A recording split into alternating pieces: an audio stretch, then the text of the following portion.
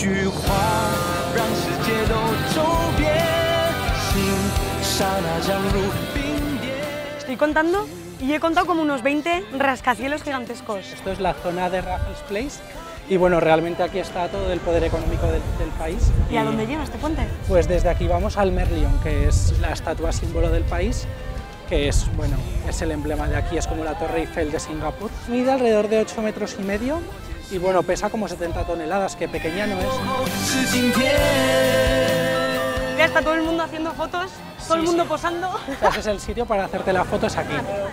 Sorry, where are you from? Indonesia. Indonesia. Oh, so you are from a school? Graduation? Yeah. Oh. Enjoy it. Thank you. Bye.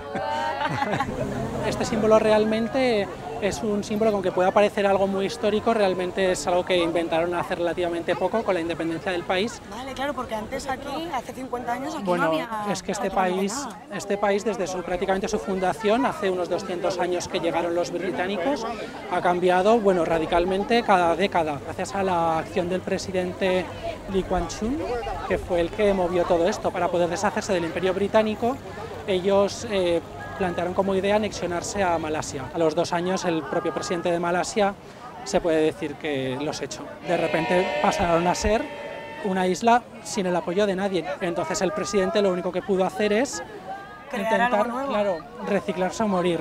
Pues gracias a una política de empresas de atracción de capital muy agresiva, pues esto pasó de la nada al todo. O sea, por eso la gente le tiene tanto cariño. Para que te hagas una idea, ese presidente pertenece a un partido el cual ha ganado las elecciones ininterrumpidamente desde ese día. El otro día, por ejemplo, apareció la tasa de paro, ha bajado al 2% y parece ser que es satisfactoria, pero si empieza a subir un poco más al 2,2 ya será la hecatombe. O sea, aquí tiene que ser todo perfecto, tiene que ir todo siempre bien.